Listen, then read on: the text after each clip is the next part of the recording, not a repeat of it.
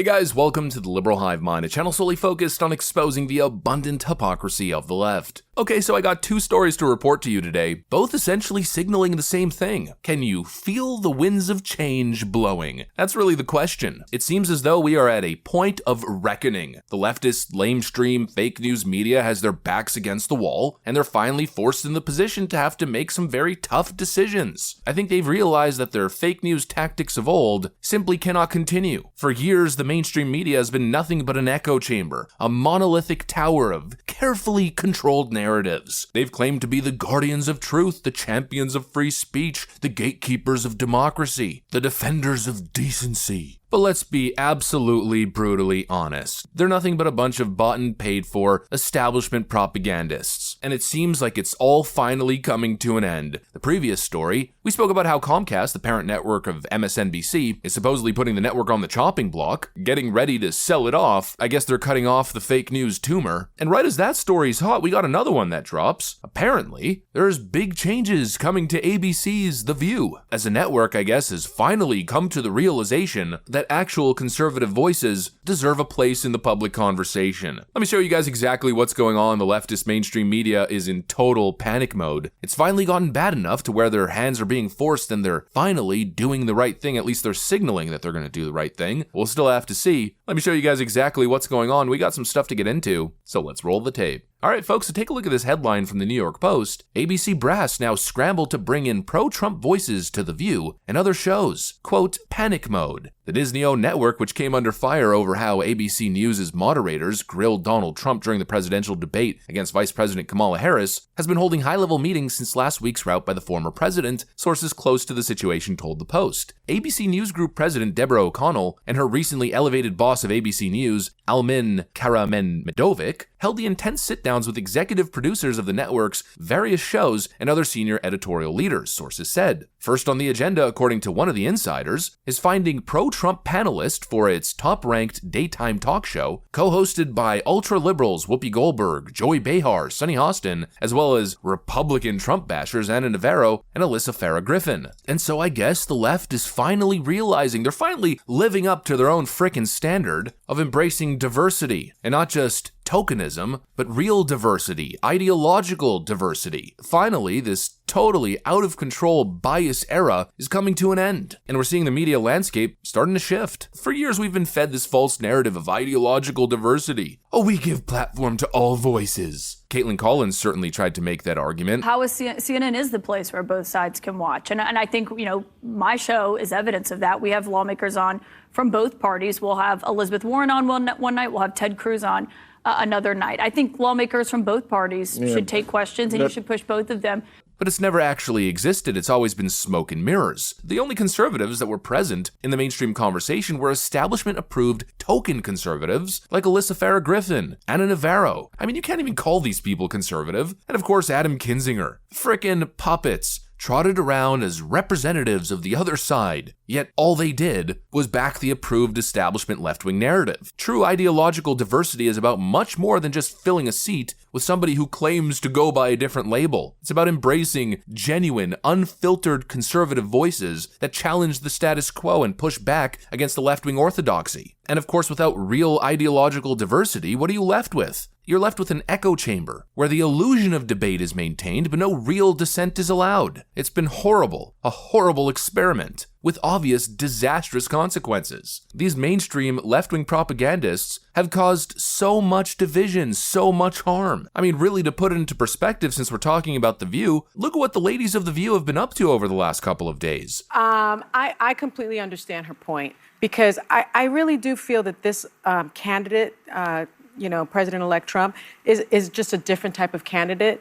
From the things he's said and the things he's done and the things he will do, it's more of a moral issue for me.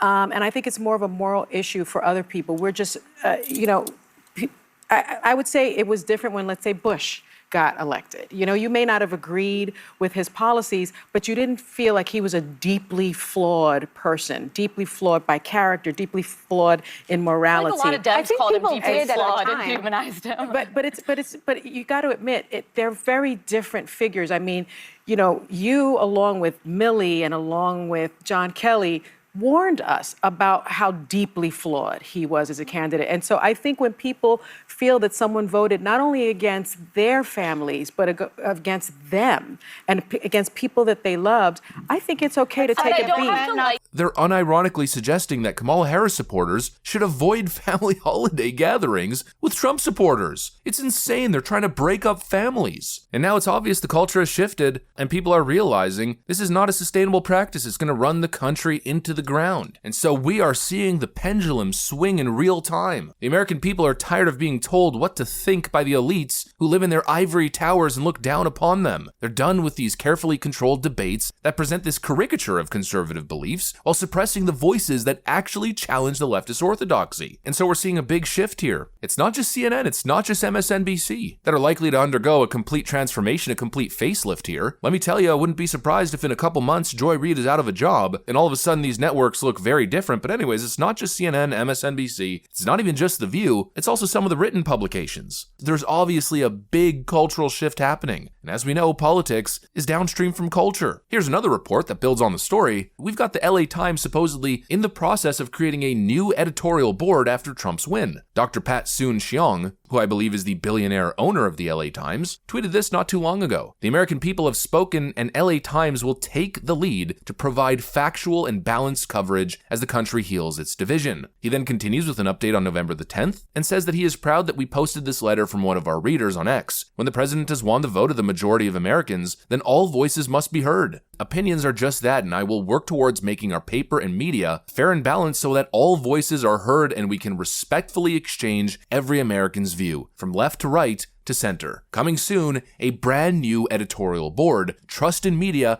is critical for a strong democracy. You know, it almost feels like Dr. Pat Soon-Shiong is going through a similar political evolution as Elon Musk did. The leaders of these great American companies are finally waking up. And it's not just those two, but it's also Jeff Bezos. Washington Post owner Jeff Bezos wants more conservative opinion writers at the paper. I mean, friends, I gotta admit, I didn't have this on my bingo card. You know, slowly expecting reforms and some of these networks to start getting it. You know, CNN kind of signaled that they were slowly going to move towards more fair and balanced coverage. But the Los Angeles Times, the Washington Post, I thought these traditional left-leaning institutions would never see the light of day. But oh, what a Trump popular vote victory can change in such a short period of time. It's clear that these networks are realizing that they have no other choice because the people have shifted and the crazy leftist lunatic stuff now only appeals to a minority of the country. And so the Washington Post and the LA Times are feeling this pressure too as they begin to realize that their little echo chambers that they've created are losing relevance. People don't want to live in their ridiculous alternate reality in this fantasy land that they've created. And so now they're in a position where they have to slowly regain trust. And the only way they're going to do that is to move beyond the safe, sanitized conservatives who only reinforce their leftist narratives. The time has come for the public to hear from those who are unafraid to challenge the status quo, question the mainstream orthodoxy, and defend the principles that have made America a beacon of freedom. Ideological diversity isn't just a buzzword. It's essential for the health of the nation. And I think the major realization here kind of goes along with that concept. The mainstream media over the last decade became a virus, and the country became very sick. Look at all the division, the hate, the extreme rhetoric. They caused this, and the people realized it. In a sense, the people are the white blood cells, and now let's call it the body politic, is finally healing. The culture is shifting, and Americans are demanding more honest, genuine dialogue, and the media has to deliver, because if they don't, independent media will, and independent media certainly is. And so they've realized this, and they now have no other choice. That right there is really what it comes down to. The people are demanding balanced coverage, real ideological diversity and protection of the most core American fundamental freedoms, and it's clearly having an impact. It's got all these media executives and billionaire owners standing at attention. Anyways, that's pretty much what I got for you guys. Hopefully you enjoyed the video. If you did, make sure to leave a like and possibly subscribe to the channel. Thanks for watching, and I'll see you on the next one.